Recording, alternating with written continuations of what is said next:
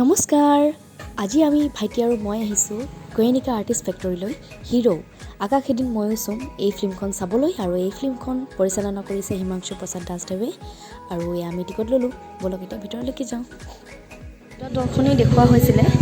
আৰু 6টা বজাৰ পৰা আৰু এটা 8টা বজাৰ পৰা 6টা বজাৰখন আৰম্ভ হৈ গ'ল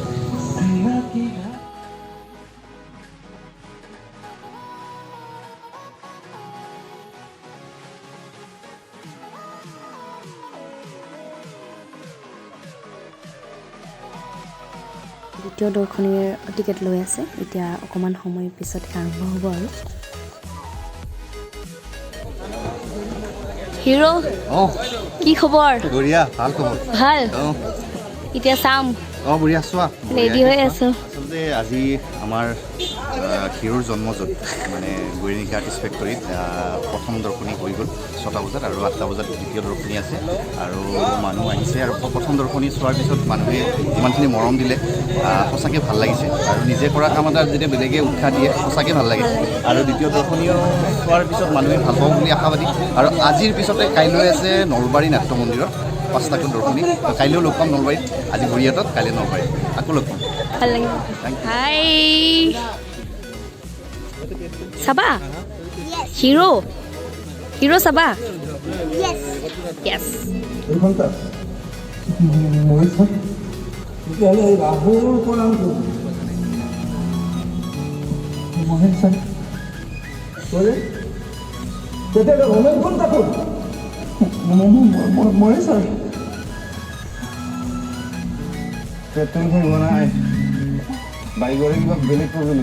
এঘণ্টা 45 মিনিটৰ ধুনীয়া এখন ছবি আপোনালোকে চাব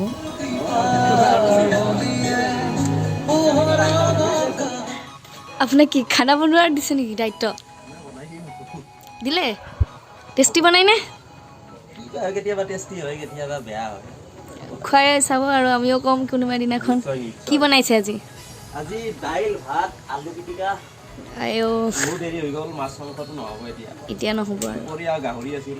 কেতিয়াবা এনেকৈ খায়ো ভাল লাগে ভাল লাগে আহিম কেতিয়াবা খাবলৈ ঠিক আছে লগ পাম প্ৰণামী বা কি খবৰ ইমান দিনৰ মূৰত লগেই নাপাওঁ অ' টুকলু হাই হাই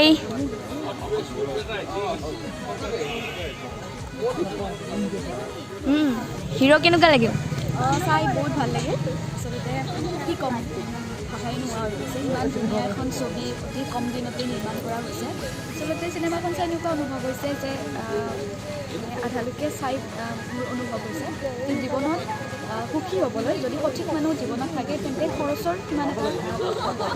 প্ৰয়োজন নহয় আৰু পিছৰখিনিতো ক'বই নালাগে আপোনালোকক যদি কৈয়ে দিওঁ তেতিয়াহ'লে হয়তো চোৱাৰ মানৱতাটো নাথাকিব কিন্তু আপোনালোকে য'তেই যেনেকৈ সুবিধা পায় এই চিনেমাখন চাব আৰু তেতিয়াহে উপলব্ধি কৰিব আচলতে আৰু অসমীয়া চিনেমাৰ যিটো ধাৰা আকৌ আমি অহা বুলি ক'ব পাৰোঁ আৰু এটা নতুনত্ব দিয়া হৈছে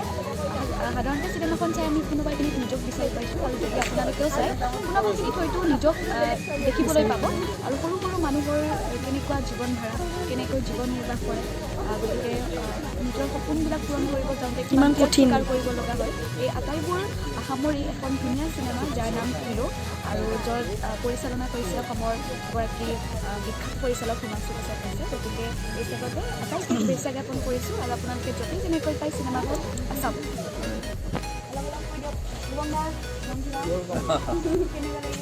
সঁচাই ভাল লাগিছে মানে এই চিনেমাখন অসমৰ প্ৰতিটো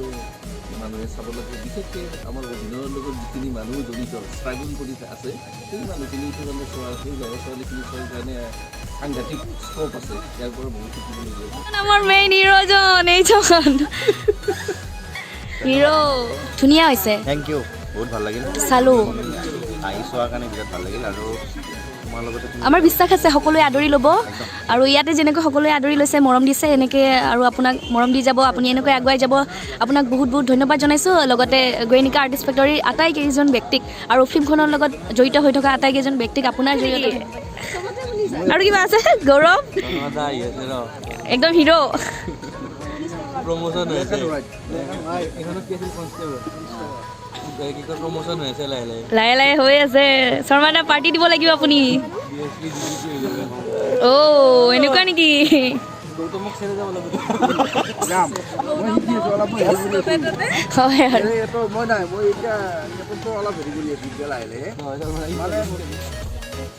ভাত বনাব দিছে নেকি ভাত বনাব দিছে আপুনি কেতিয়াবা ৰান্ধনীও হৈ যায় কেতিয়াবা কিবাও হৈ যায় কি মানে কিবা মানে আৰু ৰান্ধনীও হৈ যাওঁ যোগালীও হৈ যাওঁ এক্টৰো হৈ যাওঁ এক্টৰো হৈ গায়কো হৈ যাওঁ বন্ধুও হৈ যাওঁ আপোনাৰ নিচিনা বন্ধু এজনো হৈ যাওঁ তাতে চবতে হিৰোৰ কাহিনী হিৰো চালো হিৰোৰ নিজক দেখা পায় নিজৰ লাইফত সকলোৱে এজন হিৰো আৰু চবৰে তাৰমানে নিজৰ কথা নিজস্ব বুলি বস্তু এটা আছে আৰু সকলোৱে এনেকে দিন এটা পাৰ কৰে আৰু কেতিয়াবা সুখৰ হয় কেতিয়াবা দুখৰ হয় চালো ভাল লাগিল এনেকৈ আগুৱাই যাওঁ মানে কি পেলা নাটকখন কি চিনেমাখন চাই কেনে চিনেমাখন চাই বহুত ভাল লাগিল আৰু মোৰ ভাইটি সিও কৈ আছে কিছুমান সৰু সৰু কথাই কিছুমান ফিল্মত দেখা পাম বুলি ভবা নাছিলোঁ আচলতে এনেকৈ কিছুমান যেনেকৈ শ্বুটিঙৰ কথা কোৱা হৈছে এনেকৈ কৈ দিলে বাৰু এতিয়া বাকীসকলকে বুজি নাপাব কিন্তু যেতিয়া সকলোৱে চাব তেতিয়া বুজিব সেইকাৰণে সকলোৱে চাওক তাৰে কামনা কৰিছোঁ সকলোৱে আহিব কেতিয়াবা গয়েনিকা আৰ্টিষ্ট ফেক্টৰীলৈ এতিয়া আপোনাৰ হাতৰ এসাঁজ খাবলৈ আহিম নিশ্চয় আহিবা